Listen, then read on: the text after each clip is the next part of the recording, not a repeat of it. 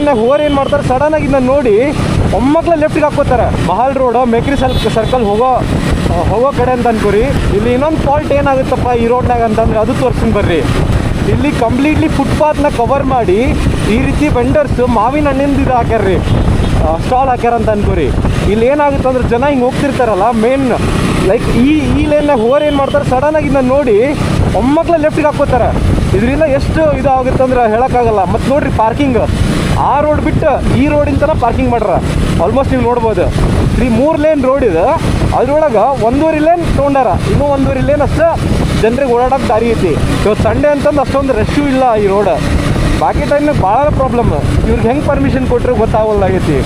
ಬೆಂಗಳೂರು ಮಹಾನಗರ ಪಾಲಿಕೆದವ್ರು ಇದನ್ನ ನೋಡಿ ಅದನ್ನ ತೆರವುಗೊಳಿಸ್ಬೇಕಂತ ನಂದು ಈ ವಿಡಿಯೋಕ್ಕೆ ವಿನಂತಿ. ಅವ್ರು ಬೇರೆ ಕಡೆ ಜಾಗ ಕೊಟ್ಟು ಬೇರೆ ಕಡೆ ಸ್ಟಾಲ್ ಹಾಕ್ಕೊಳಕ್ಕೆ ಹೆಲ್ಪ್ ಮಾಡಿರಿ, ಮಚ್ ಅಪ್ರಿಷಿಯೇಟೆಡ್. ಬಟ್ ಫುಟ್ಪಾತ್ ಅರ್ಧಕ್ಕೆ ಕ್ಲೋಸ್ ಮಾಡ್ಕೊಂಡು ಮಾಡೋದು ಏನೈತಲ್ಲ, ದಟ್ ಈಸ್ ನಾಟ್ ರೈಟ್ ಅಂತ ನನಗೆ ಅನ್ಸೋದೈತಿ.